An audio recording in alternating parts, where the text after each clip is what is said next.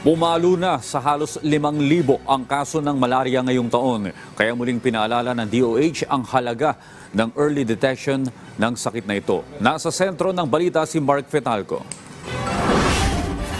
Nakapagtala ang Department of Health ng mahigit 4,700 cases ng malaria mula Enero hanggang Setyembre ngayong taon. Mas mataas yan kumpara sa naitalang mahigit 3,300 cases sa kaparehong panahon noong 2022. Kabilang sa mga probinsyang patuloy na nakakapagtala ng malaria ang Occidental Mindoro, Sultan Kudarat at Palawan. Ayon kay Jobert Bernal, Technical Supervisor ng Reference Laboratories for Malaria and Other Parasites, isa na kamamatay na sakit ang malaria na mula sa kagat ng lamok. Kabilang sa mga sintomas nito ang lagnat, panginginig, pagkapawis, pananakit ng ulo at katawan, at pag-usuka. Iginiiti ng eksperto ang kahalagahan ng maagang pagkapatingin at pagkapatest ng dugo para sa malaria.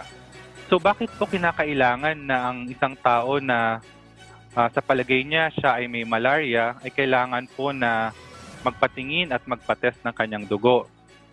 Importante po ito para po mabigyan agad ng lunas o magamot ang isang tao at ma-prevent or hindi na po kumalat pa ang sakit sa komunidad. Para tugunan ang tumataas na kaso ng malaria, idineklara ng DOH ang Nobyembre bilang Malaria Awareness Month. Bukod sa maagang diagnosis at agarang treatment, binigang halaga rin ng DOH ang pagpapanatili ng malinis sa kapaligiran. Ang kagawa rin ng kalusugan sa tulong din po ng Global Fund at ng Philippine Shell Foundation Incorporated ay naglalaan ng mga long-lasting insecticidal nets sa ating mga endemic provinces po. No? Ang lamok po ng Anopheles po na nagdudulot ng malaria ay night biters. So kaya po kailangang bantayan, kailangang maiwasan din po yung paglapig, pagdapo at pagkagat ng lamok habang tayo ay natutulog. Sa ngayon, nasa mahigit 6 na pong mga probinsya sa bansa ang idineklarang malaria-free.